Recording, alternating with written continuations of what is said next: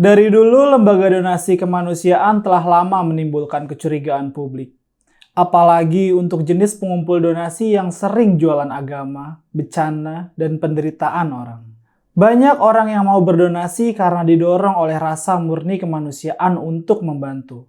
Ada juga karena janji surga ketika bersedekah. Mereka rela menyisihkan simpanan uangnya dengan cita-cita berjuang di jalan Tuhan. Tapi, mereka lupa untuk bertanya, bagaimana transparansi anggarannya? Aksi cepat tanggap atau ACT misalnya. Mungkin ada laporan di website mereka, tapi apakah itu bisa dipercaya? Mestinya ada lembaga independen lain yang menjembatani itu. Bukan hanya laporan versi mereka. Terbukti, sekarang semua telah gamblang. Isu soal ACT membantu kalangan teroris sempat rame juga. Karena setelah dikulik Tempo, ACT membuat tambah heboh masyarakat. Hasil investigasi Tempo melaporkan, ada dugaan pengurusnya foya-foya dengan uang sumbangan yang mereka kumpulkan. ACT dibentuk pada 21 April 2005 sebagai yayasan yang bergerak di bidang sosial dan kemanusiaan. Sejak berdiri, nama ACT mencuat karena didukung oleh promosi yang heboh. Baliho dan spanduk mereka ada di mana-mana. Belum lagi promo di medsos yang mereka gencar-gencarkan sering dilakukan. Pertama kali nama ACT mencuat karena ditemukan donasi bantuan untuk teroris Suriah, yang benang merahnya tersambung ke lembaga donasi ini. Dalam setiap kejadian perang dan bencana, ACT selalu membuat propaganda di dalam dan di luar Indonesia. Mereka menyebar baliho dan spanduk di seluruh Indonesia yang berisi ajakan untuk membantu saudara seagama. Tapi nama yang meroket cepat itu juga dipenuhi dengan bau amis skandal keuangan. Dalam laporan Tempo, nama Ahyudin sebagai pendiri ACT disorot. Laporan Tempo itu berisi investigasi soal dugaan penyelewengan donasi dari lembaga kemanusiaan ini. Memang, menurut pengakuan Ahyudin, dia baru saja mundur dari ketua ACT tahun ini. Posisinya digantikan oleh Ibnu Hajar sejak Januari 2022.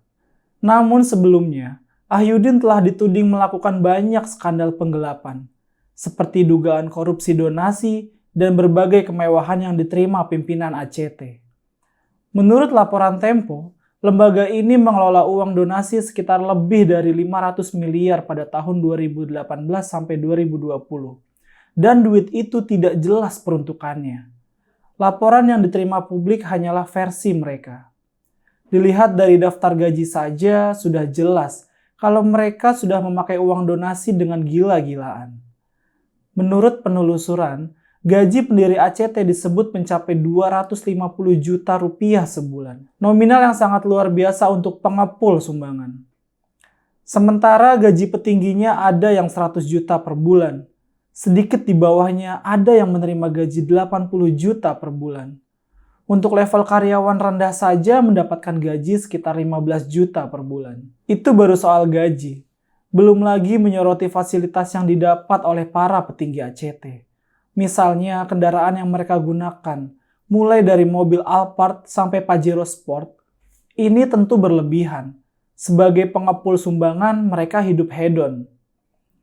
Padahal para penyumbang hidupnya tak semewah itu.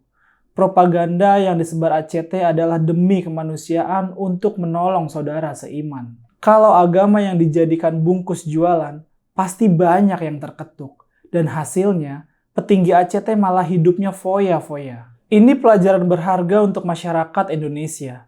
Jangan mudah jatuh dalam rayuan maut pengepul sumbangan. Cek dan investigasi dulu. Pertanyakan transparansi sumbangan yang kita berikan. Jangan sampai uang yang telah bersusah payah kita cari jatuh ke tangan mafia sumbangan berjualan agama dan penderitaan orang. Ujung-ujungnya sumbangan kita itu malah digunakan untuk menunjang gaya hidup mewah mereka. Petinggi ACT hidup dengan fasilitas bermewah-mewahan. Orang-orang yang mestinya berhak dengan dana sumbangannya tetap menderita. Terkutuklah ACT.